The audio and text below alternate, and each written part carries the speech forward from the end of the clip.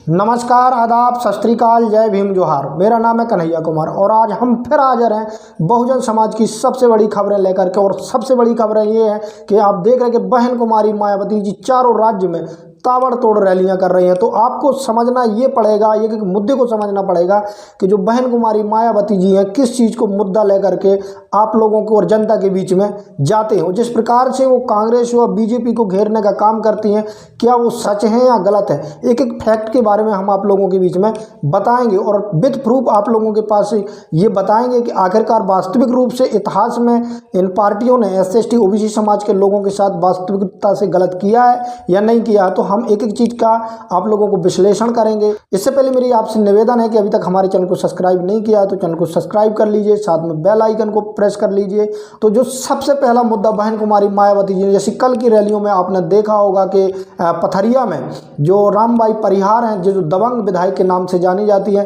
उनके समर्थन में बहन कुमारी मायावती जी ने मध्य प्रदेश पर जो रैली की थी, उस रैलियों में जिस प्रकार से बहन कुमारी मायावती ने कांग्रेस और बीजेपी को घेरने का काम किया है और कई उन्होंने एक से एक मुद्दा उठाए और लगभग वो फैक्ट के हिसाब से मुद्दा उठाए किस प्रकार से कांग्रेस पार्टी और जनता पार्टी ने खासकर बहुजन समाज के लोगों के साथ गलत किया। तो जो सबसे पहले उन्होंने आरोप लगाया कांग्रेस पार्टी पर, वो ये था कि बाबा साहब अम्बेडकर जी ने जब चुनाव लड़ा था तो किस प्रकार से कांग्रेस पार्टी ने बाबा साहब को चुनाव हराने का काम किया। तो मैं इस चीज़ के बारे में आपको बता देता हूं कि ये है 1951 में जब बाबा साहब भीमराव अम्बेडकर जी ने पहली बार चुनाव लड़ा था, नॉर्थ बॉम्बे से चुनाव लड़ा था और जो उन्होंने पार्टी बनाई थी वो शेड्यूल कास्ट पार्टी थी जो बाबा साहब अम्बेडकर जी ने बनाई थी, क्योंकि वहाँ पर बाबा साहब भीमराव अम्बेडकर जी को कांग्रेस ने टिकट नहीं दी और उन्होंने, यदि बाबा साहब ने अपना इंडिपेंडेंट खड़े होने का निर्णय लिया तो कांग्रेस पार्टी ने हम चाहा कि किसी प्रकार से हो ये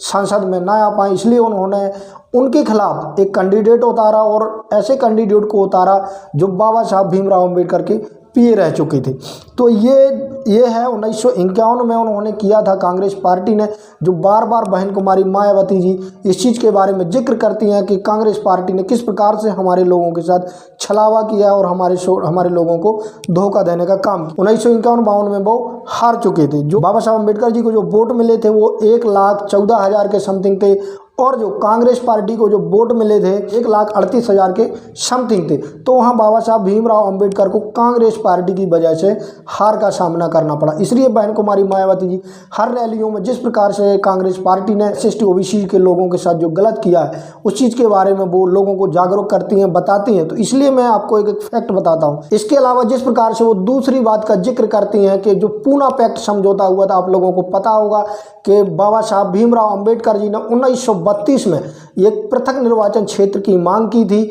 और उन्होंने कहा था कि हमारे लोगों को अलग से पृथक निर्वाचन क्षेत्र होना चाहिए, लेकिन महात्मा गांधी जी ने इस बात को नकार दिया और उन्होंने कहा कि ऐसा हम कतई नहीं होने देंगे और महात्मा गांधी जी ने यरवदा जेल में अनशन ठान दिया। तो कहीं ना कहीं जिस प्रकार से बहन कुमारी मायावती जी कोट करती हैं इस चीज़ को बार बार कि किस तरीके से कांग्रेस पार्टी ने हम लोगों के साथ गलत करने का काम किया। तो पूना पैक्ट जब समझौता हुआ था, पूना पैक्ट समझौते में जब ज़्यादा दिक्कत होने लग गई गांधी जी को, तो कस्तूरबा गांधी जब बाबा साहब अम्बेडकर जी के पास पहुंची, उन्होंने कहा कि आप गांधी जी के प्राण बचा लीजिए, क्योंकि गांधी जी किसी प्रकार से नहीं चाहते थे कि पृथक निर्वाचन क्षेत्र अम्बेडकर जी को दिया जाए, दलितों को पृथक निर्वाचन क्षेत्र दिया जाए। तो उन्होंने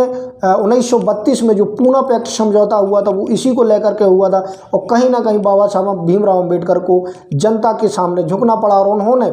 एक मांग की कि हमें क्षेत्र यदि पृथक नहीं देते हैं तो आप हमारे SC/ST जो व्यक्ति हैं उन लोगों के लिए आप सीटें निर्धारित कर दीजिए, लोकसभा हो या विधानसभा हो। तो 1932 में ये पूना पैक्ट समझौता हुआ था जिस पर कांग्रेस पार्टी ने काफ़ी ज़्यादा अम्बेडकर साहब का विरोध किया था और नतीजा ये निकल के आया था कि पृथक निर्वाचन क्षेत्र उनको नहीं मिल पाए थे। तो कहीं ना कहीं इस चीज़ को भी बहन कुमारी मायावती जी बार बार कोट करती हैं। इसके अलावा जिस प्रकार से भारत में भारत रत्न दिया जाता है, कहीं ना कहीं कांग्रेस के सरकार रहते हुए भीमराव बाबा साहब अम्बेडकर जी को भारत रत्न नहीं दिया गया, ये आरोप लगाती हैं बहन कुमारी मायावती जी। और कहीं ना कहीं ये फैक्ट है और सत्य है कि कांग्रेस की सरकार रहते हुए उनको भारत रत्न नहीं दिया गया। तो इसके अलावा जब तत्कालीन सत्ता परिवर्तन हुआ, BP सिंह की सरकार आई 1989 में, 1989 में सरकार आने के बाद जो बीएसपी पार्टी थी उनके सांसद बने थे, उन्होंने समर्थन दिया था, आंतरिक समर्थन दिया था और उन्होंने इस बात को कहीं ना कहीं उनसे तय कर रखा था कि आपको बाबा साहब भीमराव अंबेडकर जी को भारत रत्न देना पड़ेगा। तो कहीं ना कहीं वो इसको बार बार बोलती हैं कि कांग्रेस पार्टी हमेशा से दलितों को, आदिवासियों को हक अधिकार देने में पीछे रही है। तो इस बात का बार बार वो कोट करती हैं। तो इन्होंने बीपी सिंह की सरकार में 31 मार्च 1990 को बाबा साहब भीमराव अंबेडकर जी को भारत रत्न दिया था। तो कहीं ना कहीं इस चीज़ को भी बार बार मायावती जी कोट करती हैं। इसके अलावा जो एक और वो हमेशा आरोप लगाती हैं कि जब मानवर काशीराम साहब का परिनिर्वाण हुआ था तो कहीं ना कहीं उस टाइम पे जो कांग्रेस सरकार थी, जो केंद्र में कांग्रेस सरकार थी, उन्होंने एक भी दिन का शोक सभा नहीं रखी गई थी और ना ही एक दिन का शोक अवकाश किया गया था। तो यहाँ बहन कुमारी मायावती जी कोट करती हैं और हम आप लोगों को इस चीज़ के बारे में एक एक चीज़ पता होना चाहिए कि वास्तविकता से किस पार्टी ने हम लोगों को हक अधिकार दिया या नहीं दिया, कौन हम लोगों के साथ खड़ी रहती है, कौन हम लोगों की लड़ाई लड़ती है, ये आप लोगों की समझने की बात। इसलिए मैंने सोचा कि कम से कम जिस प्रकार से ये मुद्दा उठ रहा, कहीं ना कहीं जब आप लोगों के बीच में जाते हैं और ये मुद्दे रखते हैं तो वो कहीं ना कहीं झूठा साबित कर देते हैं। इसलिए मैंने सोचा कि आप लोगों को एक एक मुद्दे के बारे में